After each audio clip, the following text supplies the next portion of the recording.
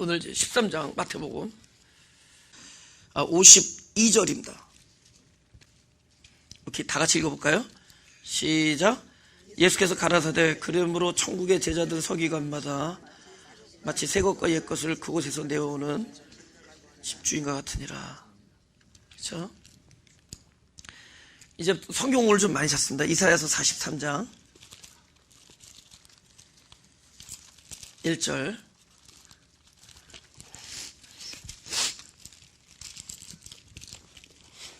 제가 읽겠습니다.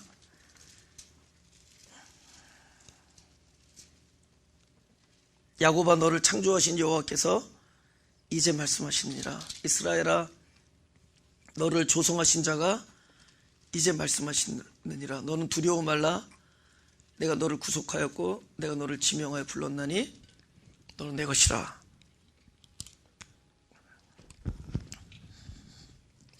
한 사람 안에 두 사람이 있죠.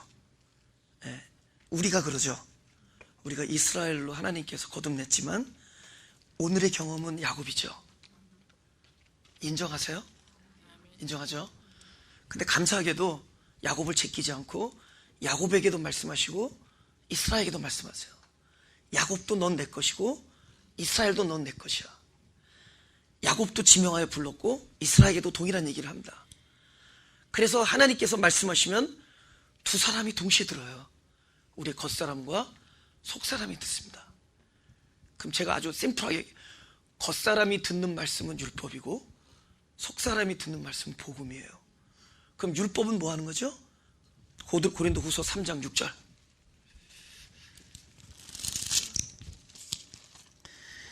제가 읽겠습니다. 고린도후서 3장 6절. 저가 또 우리로 새 언약의 일꾼들에게 만족해 하셨으니 의문으로 하지 아니하고 오직 영으로 함이니 의문은 죽이는 것이요 영은 살리는 것입니다. 지금 의문은 글자에 써 있는 거죠. 돌에 새겨진 법이고 율법이죠. 그럼 하나님 말씀이 만약 형제를 사랑하라 그러면 일단 요거는 두 가지가 됩니다. 형제를 사랑하라는 말을 야곱이 겉사람이 듣고 속사람이 들어요. 겉사람에게는 어떤 역할을 하느냐? 죽이는 역할을 해요. 율법은 죽이는 겁니다. 뭐에 대해서? 율법에 대하여. 그러니까 형제를 사랑하라라는 말에 대하여 죽어요. 그게 하나님의 목적입니다. 그러니까 예수님이 산상수훈을 하실 때 처음에 말씀하실 때는 다 죽이는 겁니다. 심판이에요. 너가 형제를 마음으로 미워해도 넌 살인한 거다. 마음으로 다 미워해. 다 미워해. 오케이, 나는 아닙니다 하시는 분 제가 오늘 500불 내가, 너는 지금은 없지만 앞으로 드릴 계획이야. 죽이는 거예요. 율법은 죽이는 거예요. 그죠? 동시에 들어요. 형제를 사랑하라는 율법이 말씀이 나오면은 겉사람은 율법으로 들어요. 형제를 사랑해야겠구나 이렇게 들어요. 그러면 율법은 어떻게 들은 거죠? 그 말씀을 누가 행하는 게 율법이에요? 본인이죠. 그럼 본인이 형제를 사랑해야겠구나 이게 율법이 되는 거예요. 본인이 주체가 되면 항상 결론은 심판이고 죽음이야. 왜? 그 누구도 자기가 하는 한 형제를 사랑할 수가 없기 때문이에요. 그래서 나중에 갈라디아서 2장에 결론을 내버려요. 우리가 율법으로 말미암아 율법에 대하여 죽임을 당하였나니, 죽었나니 이렇게. 그러니까 율법은 율법으로 말미암아 율법에 대하여 죽게 하는 거구나. 의문은 죽이는 거구나. 형제를 사랑하라 할 때 그것이 왜 의문이 되냐, 왜 율법이 되느냐, 내가 하려고 할 때 그게 겉사람이에요. 근데 속사람은, 속사람의 생명 자체가 누구의 생명을 받은 거예요? 그리스도의 생명을 받았죠. 그러니까 속사람은 앞으로 그 말씀을 들으면 누가 주체가 되느냐? 그리스도가 주체가 되는 거예요. 근데 그리스도는 언제부터 그 일을 착수하게 되느냐? 겉사람이 율법에 대하여 죽을 때 스타트가 되는 거야. 아시겠어요? 그러니까 겉사람이 죽는 데서, 죽지 아니하면은 부활이 아니에요. 죽으니까 부활이죠. 그러니까 그분의 생명은 어디서 태어난 거냐? 죽는 지점에서 태어난 거예요. 그러니까 항상 하나님의 말씀이 오면은 겉사람은 의문으로 와서, 율법으로 와서 죽임을 당하고 그 죽는 지점에 그리스도가 사랑하신다. 그때부터 그분은 그 율법을 완성하세요. 그래서 내가 율법을 폐하러 온 것이 아니라 율법을 완성하라 또 하는 겁니다. 근데 율법을 완성하기 위해서는 먼저 어떤 일을 해야죠?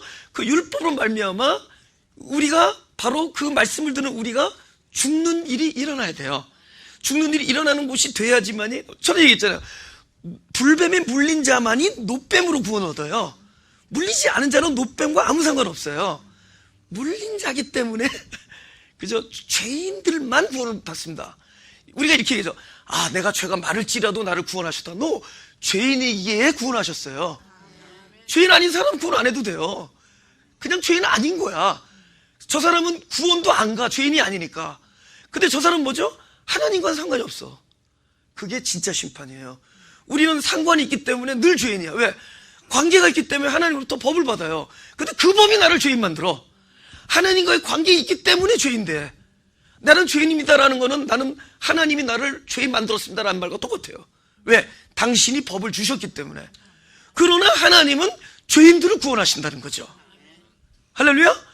그래서 반드시 율법에 대하여 죽임을 당한 장소, 당한 지점, 당한 사람, 그 사람만이 부활을 경험할 수 있습니다. 그때부터 누가 일을 하는 거죠? 율법의 원래 주인이신 그리스도께서 그 일을 완성하시는 겁니다. 할렐루야? 율법으로, 그럼 또 다른 말로 리프레이즈 한다 그러죠. 제가 다른 말하면 율법으로 내가 죽으면은 그곳에서 주님이 살아난다는데 좀 더 디테일하게 뭐가 살아나요? 이게 요한복음 1장에, 오케이. 율법이 죽어요. 율법으로 사람이 죽어요. 죽는 지점에 내가 그리스도가 살아난다 그랬는데, 사실 더 정확하게 말하면은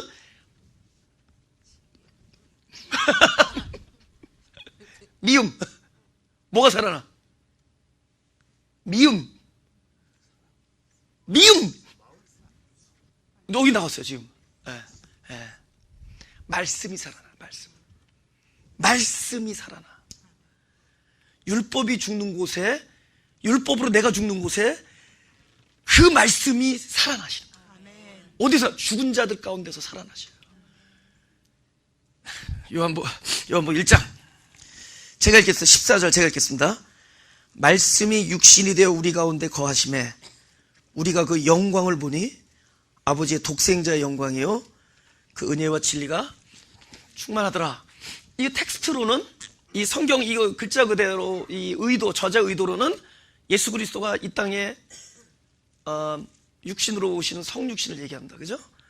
근데 예수님께서 일어나셨던 모든 일들은 앞으로 그리스도의 생명을 받을 우리에게 그 영적 그 어떤 그 생명적 원리는 동일하게 적용될 거예요. 안 믿겨져도 아멘 한번 해봅시다. 예수님께 베풀어졌던 그 어떤 그러니까 진리적 그 차원은 우리들에게도 그대로 베풀어질 겁니다. 베풀어질 거예요. 우리에게도 일어날 겁니다.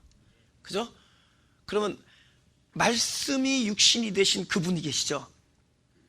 오늘도 우리 안에서 말씀이 살아날 때마다 바로 요한복음 1장 14절처럼 말씀이 내 안에 육신인 여기 오셔서 말씀이 내 안에서 살아나잖아요. 율법에 대하여 죽은 내 안에 말씀이 오셔서 살아나죠. 다른 말로 말씀이 육신이 되어 하나님의 영광에 이르더니 은혜와 진리가 충만해지는 날이 바로 말씀으로 살아난 자들 속에 일어나는 거예요. 말씀이 육신이 되는 영광이 여기서 일어나는 겁니다. 할렐루야. 너무 벌벌 떨지 말라고. 진짜예요. 거기까지 가지 않으면은 그분과 나는 맨날 떨어진 신앙이 돼. 진정한 그리스도라는 의미는 내가 부르는 그리스도가 아니라 내 안에 와서 그 내가 무슨 일을 하던 그 행함의 주체가 그리스도가 되어주시는 거예요. 그러니까 더 이상 나랑 떨어진 게 아니에요. 떨어지면 이거 문제가 있는 거예요. 아직은 남이야. 이게 완전히 오셔서 연합되어지는 거예요. 완전히 연합되어지는 겁니다. 그래서 새 생명이 탄생되는 겁니다. 근데 그거를 임마누엘이라고 그래. 왜 처녀가 결혼했어요? 지금 말하는 이 연합은 보이지 않는 결혼이에요. 남자와 여자와 신랑 신부가 보이는 결혼을 하면 누가 처녀 탄생을 얘기하겠어요? 이건 보이지 않은 진리의 진정한 씨앗, 곧 그리스도가 말씀이, 그죠? 보이는 처녀니까 아무것도 우리는 아기를 낳을 수가 없는데 결과가 나, 열매로 알리라. 열매가 나와. 처녀인데 임신을 해서 새 생명을 자꾸 낳는 거야. 그러면 보이지 아니하는 어떤 일이 일어나고 있구나. 그 보이지 않는 일이 뭐냐? 곧 하나님이 우리의 남편이 되셔서 말씀이 우리 안에 생명으로 뿌려져서 그 말씀과 내가 결합되어서, 할렐루야, 기노스코 되어서 이걸 안다 그래요. 동침한다 그러죠. 알아서 무엇이 나오느냐? 새 생명이 나오는 거예요. 그래서 그 새 생명을 통해서 보이는 열매를 통해서 저게 처녀지만은 처녀를 임신시키는, 처녀에게 생명을 준 진정한 실존이 있구나 를 알게, 그거를 우리가 영광이라 그래. 영광은 보이지 않는 하나님을 드러낼 때 영광이에요. 그 새 생명을 통해서 우리는 늘 처녀 탄생을 하는 겁니다. 그죠? 우리는 처녀, 신랑이 안 보여. 신랑도 없어. 근데 애가 낳거든. 새 생명이 끊임없이 나오거든. 이게 뭐야? 말씀이 우리에게 오셔서 나와 하나를 이루어주는 거예요. 말씀이 나와 일체를 이루어주는 거예요. 할렐루야. 그거를 말씀이 육신이 돼요, 이렇게 되는 겁니다. 그러면 그 새 생명을, 보라, 처녀가 아이를 잉태하여 아기를 낳으리니 그 이름을 임마누엘이 하라. 그 보이는 자녀를 통해서 하나님이, 보이지 않는 하나님이 저 처녀와 함께 하시구나를 알 수 있죠. 임마누엘은 예수님 한 분을 두고 얘기한 거지만, 이 임마누엘이라는 그 말 속에 우리의 삶의 스테이러스가 들어있죠. 우리가 임마누엘 하는 삶이에요. 보이지 아니하는 하나님이 나와 함께 하시다는 것을 날마다 나타내. 처녀 탄생을 통해서, 처녀 결혼을, 처녀 잉태를 통해서, 그죠? 보이지 아니하는 신랑을 드러내요. 하나님이 함께 하시구나. 이게 말씀이 육신이 돼요. 그래서 늘 은혜와 진리가 충만해지는 겁니다. 그 다음,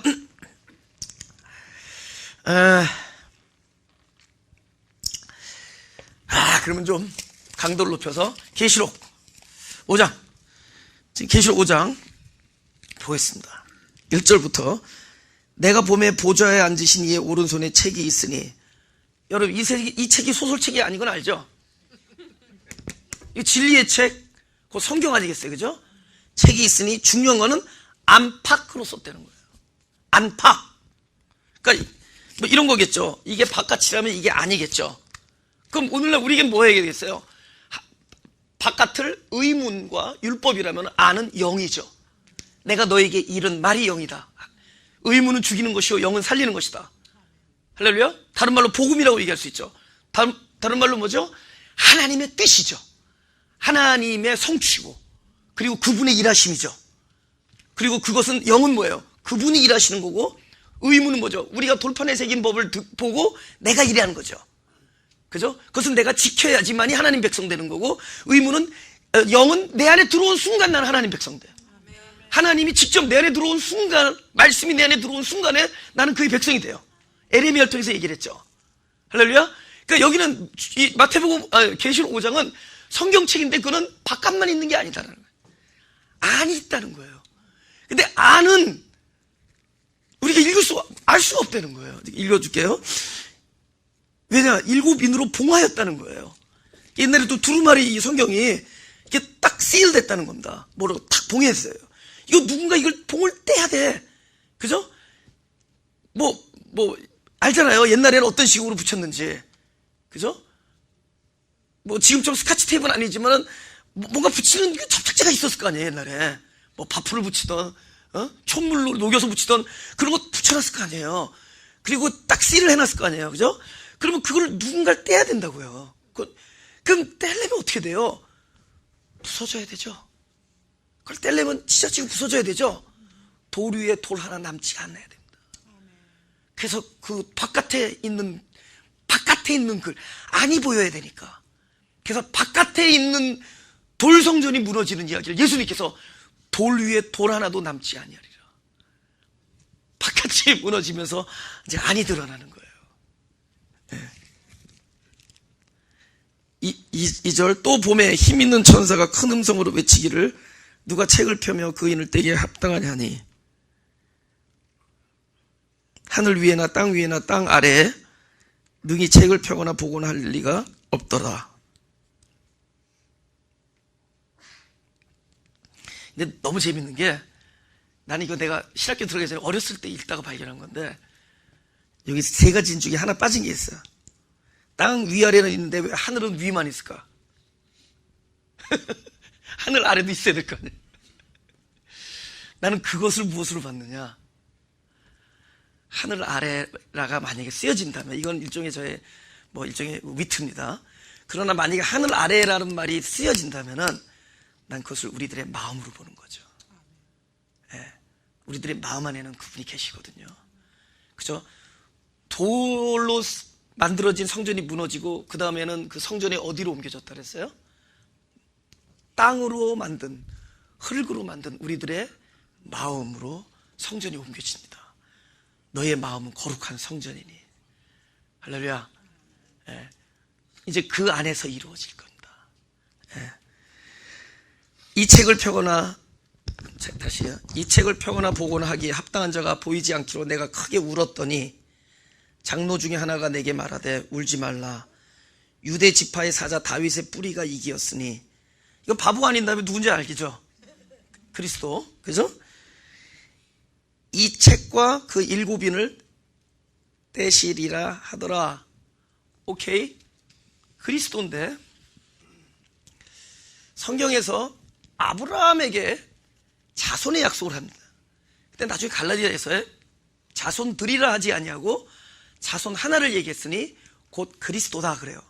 근데 왜 어떤 데서는 계속 그렇게 하늘의 별과 이렇게 바다의 모래 이렇게 얘기하면서 끊임없이 그 많은 자손들을 이해하고 민족과 민족을 얘기하고 열방을 얘기하고 열국의 아비임을 얘기했습니다. 그죠? 근데 나중에 바울을 통해서는 어떤 영감을 주냐면은 그 자손들이라고 하지 아니고 자손 하나를 얘기한 거다. 그리스도다라고 해요. 그리스도. 그럼 이게 무슨 상관관계가 있겠는가? 그렇게 자손들이라면 우리들이야말로 그 자손들이죠. 이거는 안 믿겨질 리가 없으니까 다 아멘. 우리는 다 영적으로 아브라함의 자손들이죠. 그래서 영적으로 아브라함의 자손, 그 아브라함의 자손들이란 말이에요. 우리도 그렇고 영적으로. 근데 아브라함의 자손들을 데피니션으로 내가 디파인한다 뭐라 그럴까요? 모두가 그리스도로 태어난 사람들이에요. 그리스도의 씨앗으로 태어난 사람들이에요. 아브라함의 혈통을 받은 게 아니라 그리스도라는 씨앗으로 태어난 사람들이죠. 그래서 다 하나의 단수의 생명을, 복수지만 단수의 생명을 갖고 있는 거죠. 그러면 반대로 여기서 이 책의 인을 띄는 자가 그리스도 한 분밖에 없는데 그리스도가 어디에서 누구를 통해 띄겠어요? 바로 알아요. 자기가 자기 자신을 꼴같지 않게 보는 거 알지만 한번 자기 가슴 손 한번 대보라고요. 자기 자신이에요. 할렐루야? 어떤 이상한 사람이 수염 쫙 보여서 내가 다윗의 뿌리 이러면 그건 가짜야. 무슨 줄 아세요? 누구 안에서 하느냐? 그 그리스도, 다윗의 뿌리인 그 예수 그리스도가 누구 안에서 이 봉을 띠느냐? 바로 자기 자신. 그리스도로 태어난 자기 자신 안에서 이 책을 띄게 해주는 거예요. 할렐루야. 이 책을 띄면 어디가 보이는 거예요? 바깥이 무너지면 뭐가 보이는 거예요? 안을 볼 수 있게 해주는 거예요. 할렐루야. 이게 무시무시한 책이 아니야. 인을 떼고 7인이니까 너무 겁을 주는데 정확하게 하나님 나라의 복음의 메시지, 생명, 소위 우리를 살리는 복음, 살리는 말씀을 누가 볼 수 있게 해주냐, 누가 알 수 있게 해주냐, 누가 깨닫게 해주냐는 바로 그리스도로 태어난 내 자신. 그럼 누가 일할 때? 그리스도가 내 안에서 지혜와 계시의 영이 되었을 때. 그러니까 너무 설교 이렇게 신령하게 하는 사람 너무 쫓아다니고 그러지 말라고 예수님이 얘기한 거예요. 너희는 여기 있다 저기 있다 그런 말 듣지 말고 선지자들은 쫓아다니지 말고 그러는 거예요. 할렐루야. 아멘. 에? 무슨 얘기인지 알죠? 자기 자신인 거예요. 안과 밖이 사실은 동시에 열립니다. 근데 동시에 열릴 때 바깥이 무너짐인 거야. 그래야지 안이 보여. 그러니까 마치 율법과 이 말씀이 동시에 들려요. 형제를 사랑하라. 근데 형제를 사랑하라 할 때 이 겉사람은 형제를 사랑하라는 말씀 앞에 무너지는 거예요. 겉의 것은 옛 것과 새 것을 가지고 내려와. 동시에 의문과 영의 말씀, 율법과 복음의 말씀을 동시에 가지고 내려와. 그 글자는 똑같아. 그렇기 때문에 선악과와 생명나무는 다르다고 얘기할 수 없어요. 똑같은 나무인데 그것이 어떻게 돼요? 선악은 보이고 생명은 안 보이는 것이고, 선악 앞에서 내가 무너질 때 그때 나무가 선명하게 생명나무 역할을 하는 거예요. 할렐루야. 왜냐하면 선악과는 나를 죽이는 역할을 했고, 의무는 죽이는 것이요, 율법은 죽이는 것이요, 선악과는 나를 죽이는 역할을 하고, 생명은 죽인 자를 살리는 일을 해요. 그렇죠? 그러니까 이 바깥의 책이 무너질 때, 그러니까 이거 안과 밖의 계명이 나한테 딱 들어와. 형제를 사랑하라는 계명이 들어오면은, 형제를 사랑하라는 말 앞에 우리의 그 바깥의 말씀 앞에 우리의 그 율법적인 체계는 무너질 수밖에 없어요. 우리 형제를 어떻게 사랑해? 그죠? 좀 하겠지. 하는 것 같지. 근데 진심으로 못하지. 자기 몸처럼 사랑할 수 있을까요? 자기 몸처럼 사랑할 수 있는 분은 예수 그리스도밖에 없습니다. 할렐루야. 그래서 형제를 사랑하는 말 앞에 우리는 무너지는 거예요. 근데 무너질 때 좀 더 세게 말하면은, 여러분이 죽으면은 종말이 따로 필요 있어요, 없어요? 여기서 종말이 온 거죠. 내가 무너지는데, 내가 죽었는데 여기서 종말이 오면은 이제 뭐가 와요? 새 하늘이 오는 거죠. 마음이 새 거니까, 새 땅이잖아요. 새 하늘과 새 땅이 어디서? 내 마음에서 이루어지는 거죠. 보라, 이전 것은 지나갔으니 새 것이 되었도다. 근데 중간에 뭐가 있어요? 무너지는 사건이 있죠. 그래서 그 무너지는 사건에 우리의 통곡이 함께 울려 퍼지는 거예요. 백성들이 애곡하고 통곡하는 일은 바로 자기 자신의 그 율법을 지키려고 애를 썼던 나의 자신의 여태까지 열망과 최선을 다했던 모든 것들이 한 번에 무너지는 사건이에요. 근데 그 사건을 누가 보여줬느냐? 베드로가 보여준 거예요. 베드로의 통곡과 예수님이 앞으로 환난을 예고하면서 백성들이 통곡할 이야기를 그냥 매치시킨 거예요. 24장과 26장 사이에 매치시켜버렸어요. 근데 베드로가 통곡을 하니까 누가 울었어요? 닭이 울었죠? 그러면서 닭이 울면서 빛이 임하는 거예요. 드디어 가장 어두운 곳에 빛이 임하는 겁니다. 거기서 새 하늘이 열리는 거예요. 누가 온 거예요? 이제 빛으로 오셨다고 예언했잖아요. 너희가 그날 하루를 보고 내가 볼 수 없으냐. 그는 마치 동해 번쩍 서해 번쩍 빛이 비춘과 같으니라. 그 빛이 어디에 임하는 거예요? 바로 통곡하여서 무너지고 통곡한 그 자리에, 백성들이 통곡하는 그 자리에, 그 죽음의 자리에 빛이, 인자가 속히 임한 거예요. 속히 이루리라. 이 세대가 가기 전에 이루리라. 이 세대가 가기 전에 인자가 오신 거예요. 그는 각 시대 사람들에게 날마다 일어나는 일이에요. 어떻게 1세기, 2세기 사람들은 불쌍하잖아. 핍박만 받다가 죽었는데 그들에게도 그 요한계시록의 성취가 된 것이고 마태복음의 복음이 성취가 된 거라는 말이죠. 할렐루야. 24장, 이제 24장 마태복음. 그래서 24장이 좀 길어집니다. 이게 다음 주까지 연결될 거예요. 거기 성경을 보면은 조그맣게 이렇게 성전이 무너질 것을 이르시다 해놓고 조금 지나고 가장 큰 환난이 있을 거라고 써있고, 저기 있으면 인자의 오심, 이렇게 세 가지로 나눠놓죠. 근데 이 24장은 1절부터 끝까지 전부 한 시대에 일어날 사건들입니다. 동일한 사건이에요. 예수님께서 이건 사람들이 이렇게 거놓은 거예요. 제가 이제 하나하나 읽겠습니다. 2절에 1절부터 예수께서 성전에서 나와서 가실 때 제자들이 성전 건물들을 가리켜 보이려고 나오니, 제가 이거 자세히는 못해요. 나중에 24장 할 때 자세히 하겠습니다.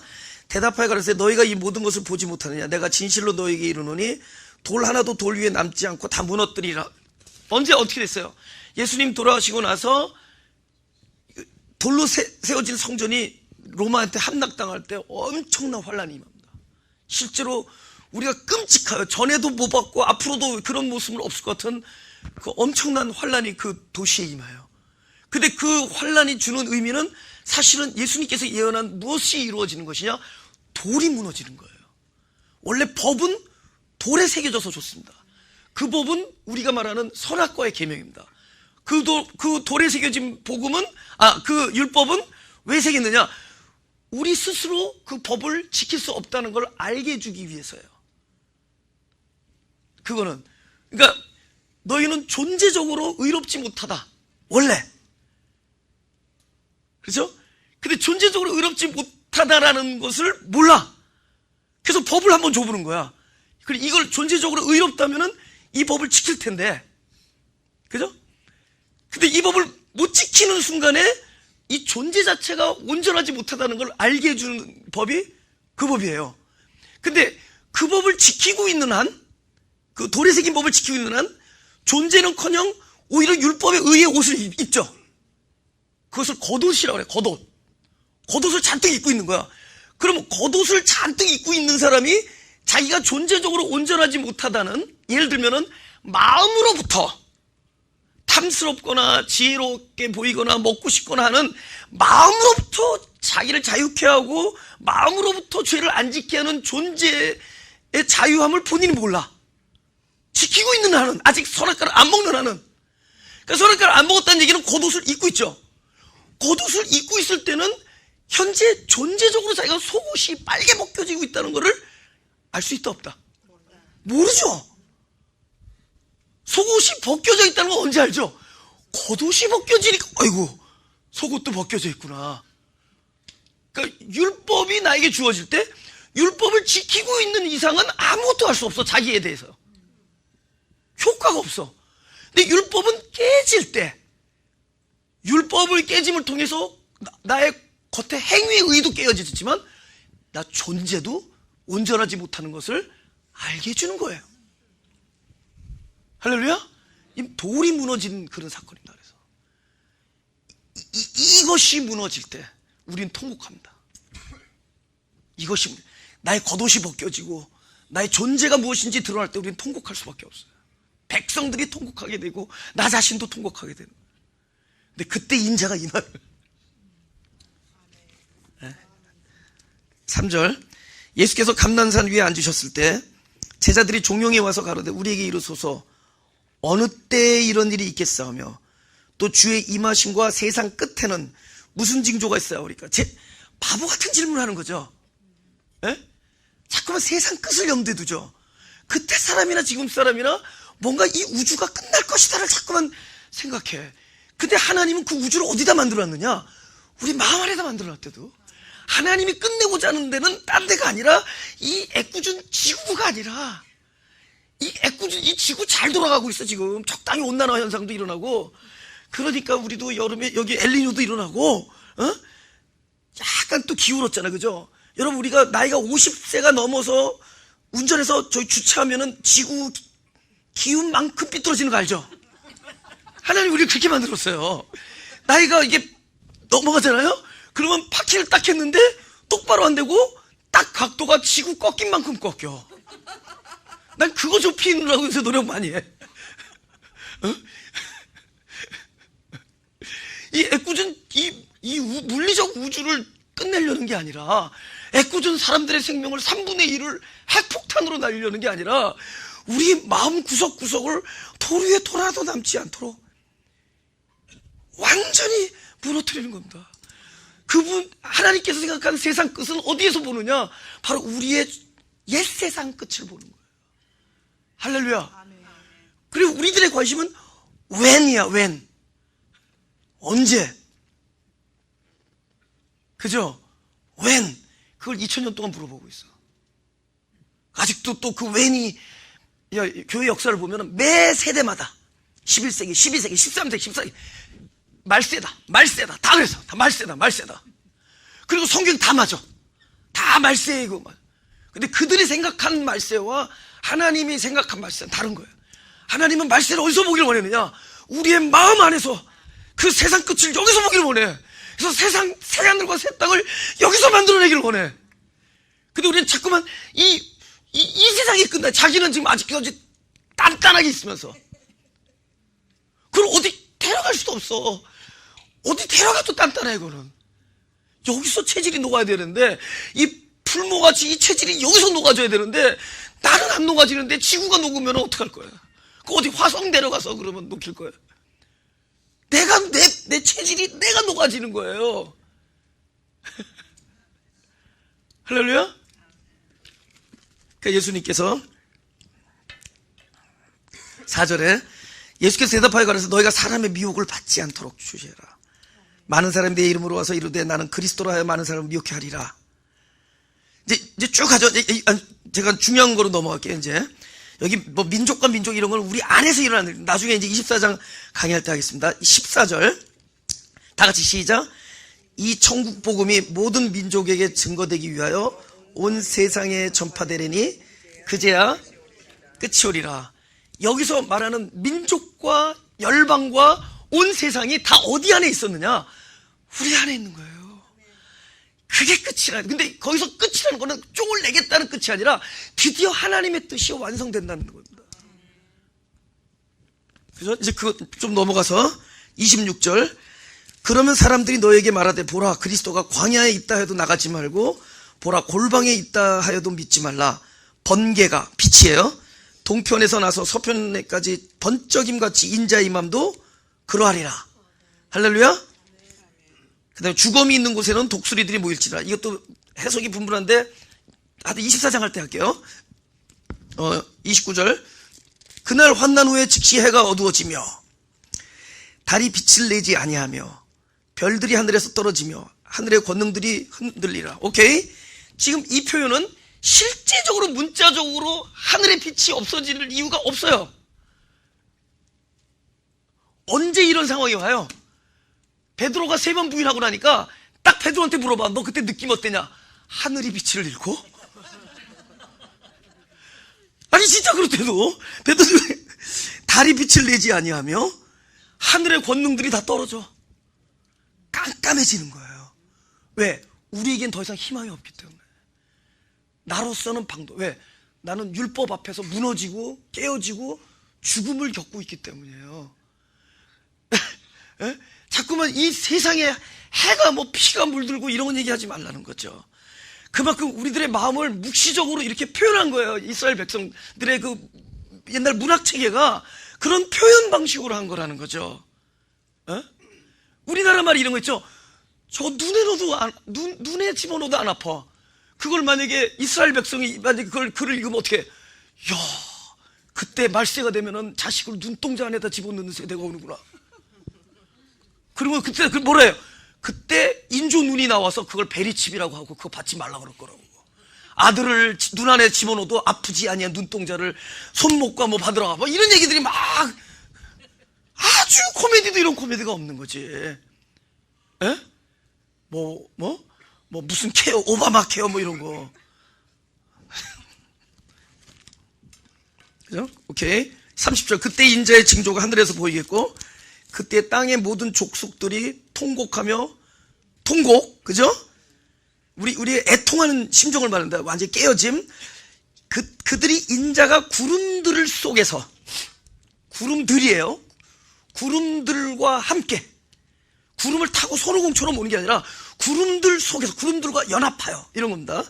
속에서 능력과 큰 영광으로 그분들이 인자가 나타나요. 할렐루야. 그러면 여기서 말하는 구름들이 예수님 입장에서는 구름들이라 그랬지만은 한 사람이 이 말씀을 예수님께 받고 있다면은 그때 네가 하늘의 빛이 없어지고 막 하늘의 권능들이 별이 떨어지는 하고 통곡하는 그 순간에 그때 인자가 나타나는 그 구름이 바로 누구겠어요? 아니 그 인자가 나타나는 그 인자는 그리스도죠. 그리스도가 구름 속에서 나타나는데 그리스도가 말할 때는 복수를 얘기하지만 듣는 사람 입장에서는 구름이 하나죠. 누구겠어요? 새롭게 태어난 자신입니다. 이전 것은 죽었고 새로운 자신이에요. 근데 새로운 자신은 지금 뭘로 출발해요? 새 생명이 와야 되려니까 여기 뭐가 돼야 돼요? 가장 황폐하고 가장 어둡고 가장 공허한 곳이죠. 가장 황폐한 곳에서 우리가 통곡할 수밖에 없고, 가장 흑암적인 곳에서 하늘의 빛을 잃고 달의 빛을 잃고 하늘의 권능들이 떨어지겠죠. 가장 공허하고 가장 흑암이고 가장 혼돈인 곳이죠. 그곳이 오히려 뭐가 되는 거예요? 인자를 맞는 곳이 돼요. 그곳이 인자가 오는 곳이 되는 겁니다. 그 다음에 34절 다 같이 읽어볼까요? 시작. 내가 진실로 너에게 말하노니 이 세대가 지나가기 전에 이 일이 다 이루리라. 이 세대가 그럼 언제부터 임하는 거예요? 벌써 오순절 성령이 오신다는 거, 더 이상 예수님은 더 이상 육체로 임하지 아니하시고 그들에게 영으로 오실 분이었죠. 성령이 위해서 오셨죠. 사람이 확 달라졌죠. 거기서 3번 부인하던 베드로가 이제는 그 많은 사람들 앞에 목숨 걸고 막 그들 앞에서 너희들이 못 박아 죽인 예수를 세례, 그분의 이름으로 세례를 받고 회개하고 성령을 받으라고 막 거기서 부르짖죠. 저거 똑같은 놈이가? 예스, 똑같은 사람이야. 똑같은 육체야. 근데 그 지금의 이 저 베드로와 그 전에 막 예수를 모른다고 할 때 침뱉던 사회에는 뭐가 있었어요? 종말이 있었어요. 세상 끝이 그 사람 안에서 일어난 거예요. 깜깜해진 역사가 있었고 그분 안에 인자가 임하신 역사가 있었어요. 할렐루야. 35절 천지는 없어지겠으나 내 말은 없어지지 아니하리라. 지금 이 세대가 다 하기 전에 이룬다라는 그 말이 이루어졌죠. 왜? 각 시대 사람에게 이루어질 거니까.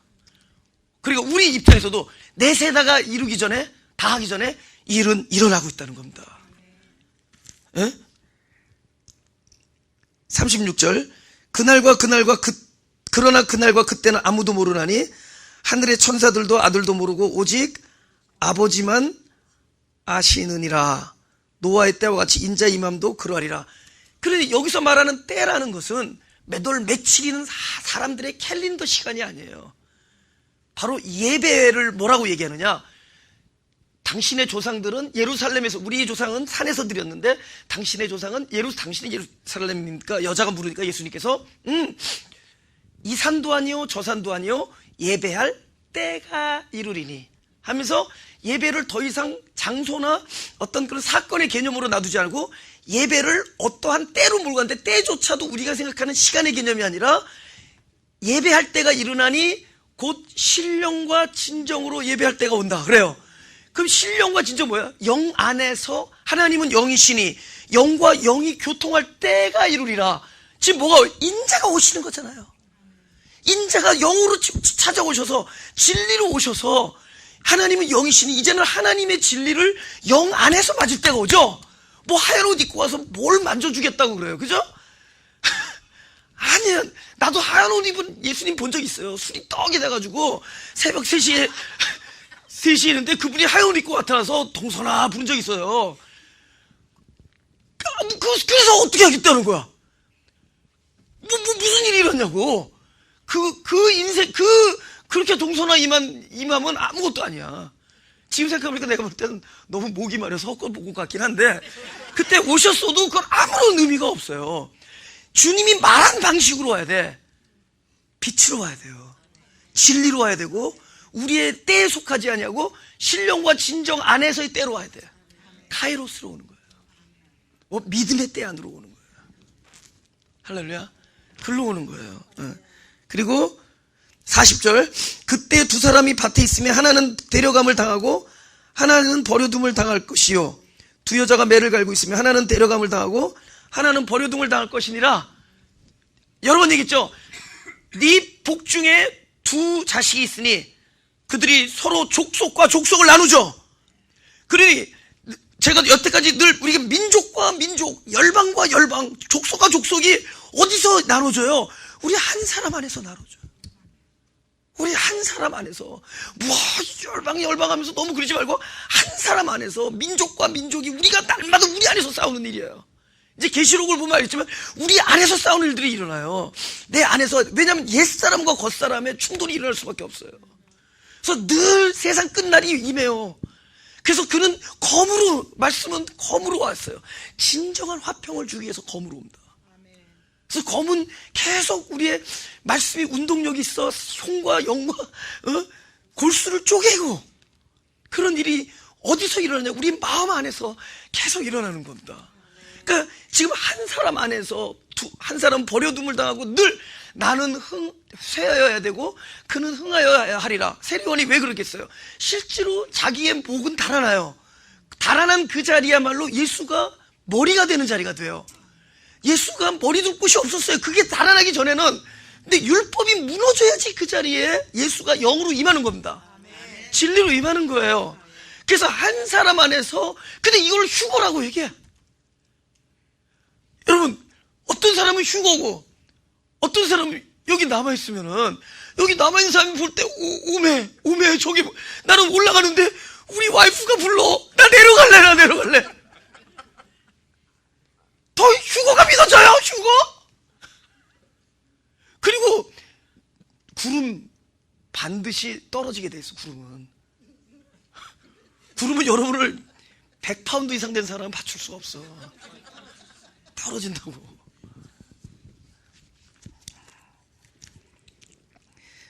45절, 충성되고 지혜 있는 종이 되어 주인에게 그 집 사람들을 맡아 때를 따라 양식을 나눠줄 자가 누구냐. 이게 마태복음 천국의 집주인이 곳간을 열어서 새 것과 옛 것을 끊임없이 나눠줄래. 그러면 왜 옛 것을 놔두고 새 것만 나눠주지 그러냐? 옛 것과 같이 나눠줘야지만 이게 양식이 된대도요, 옛 것이 나눠줘서 죽이는 일이 있어야지 새 것이 살아나. 말씀이 살아나야 돼요. 말씀은 반드시 죽는 곳에서 살아나. 그래서 율법과 함께 들어가는 거예요. 그래서 우리의 겉사람이 들어가서 겉사람이 날마다 죽어지고 나는 날마다 죽노라. 그리고 그곳에서 누가 살아나죠? 말씀이 살아나요. 그래서 말씀이 육신이 되어 하나님의 영광이 드러나니 은혜와 진리가 충만한 일이 벌어지는 거죠. 할렐루야. 마태복음 16장 16절, 이걸로 결론을 맺겠습니다. 제가 읽겠습니다. 시몬 베드로가 대답하여 가로되 주는 그리스도시요 살아계신 하나님의 아들이시니이다. 지금 이렇게 얘기를 했더니 이 사람이 고백을 한 거예요.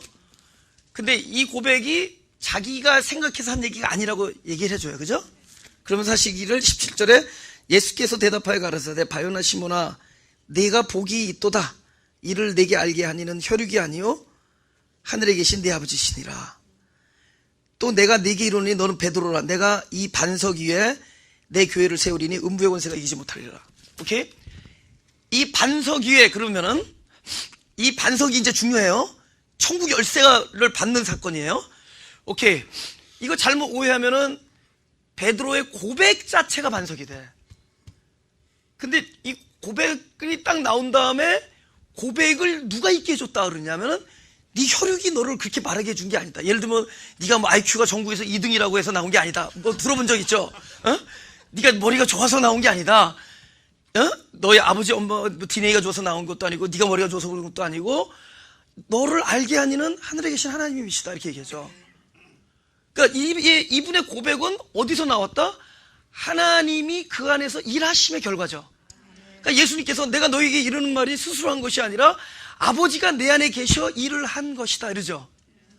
아버지가 내 안에 계셔 일을 한 것이 하늘나라죠. 하늘나라가 임한 거잖아요. 지금 이거 미리 모형으로 보여주는 거죠. 베드로 안에 이런 일이 앞으로 언제 오죠? 통곡 사건이 끝나면 일이 일어나는 거죠.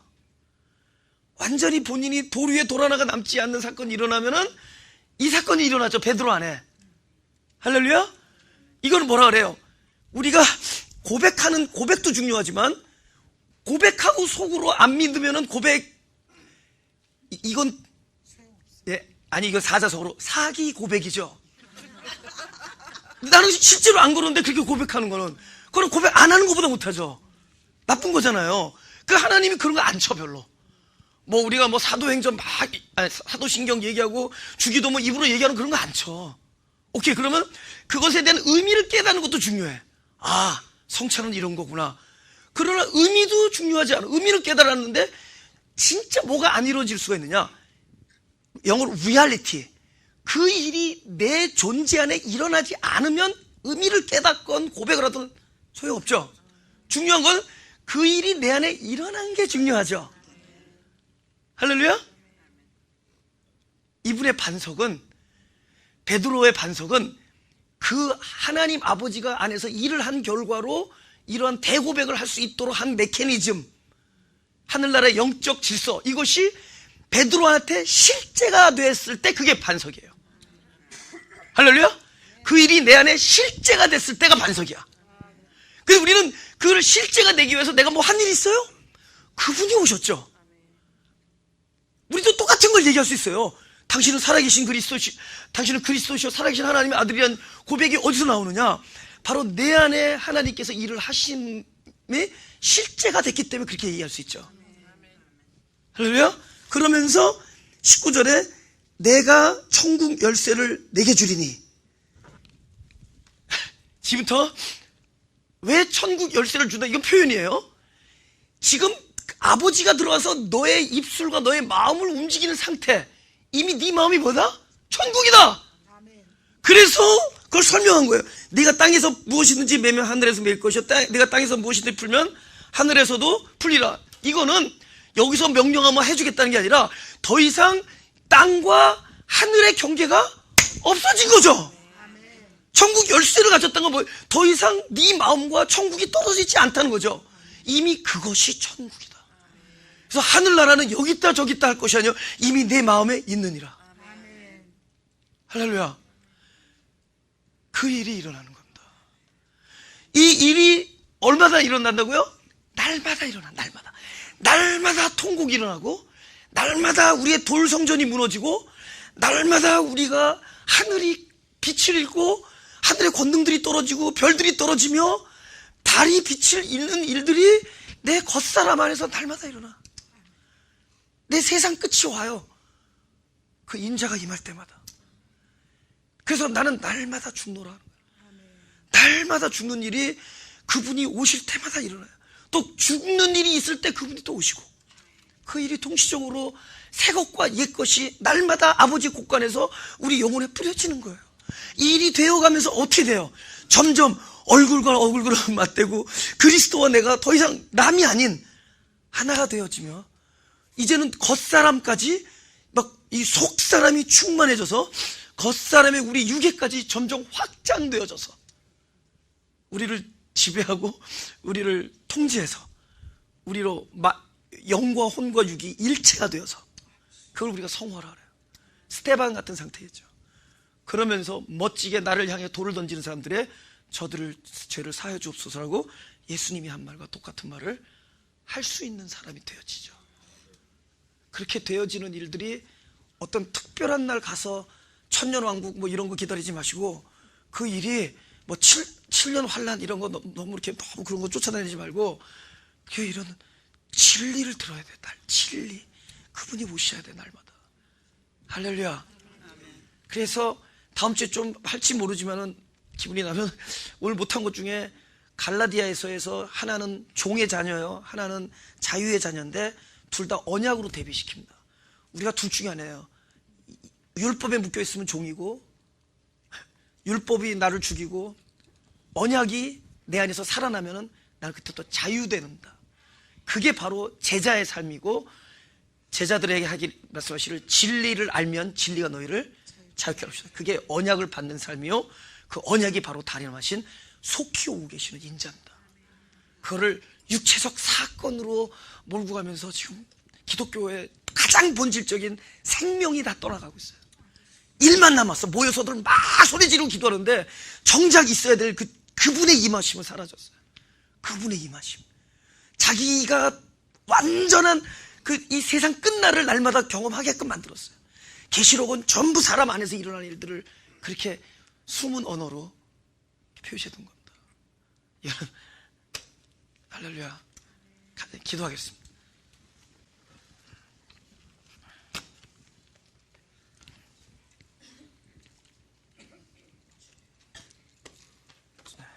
주님께서 지금 제자들에게 말씀하셨지만은 바로 그 말씀을 듣는 그 그 사람이 다름 아닌 나 자신인 것을 알게 하여 주옵소서. 성경이 남의 얘기가 아니라 내 얘기가 되게 하시고, 그 세대가 다른 세대가 아니라 내가 살고 있는 세대가 되게 하시고, 아니 다른 시간이 아니라 바로 그 세대 중에서도 바로 이 시간이 되게 하여 주옵소서. 이 시간에 나야말로 율법 앞에서 처참하게 나의 죽음을 고백하는 시간이 되게 하시고, 또 당신의 찾아오심으로 인하여 천사장의 나팔 소리가 되어지는 놀라운 축복의 시간이 동시에 일어나게 하여 주옵소서.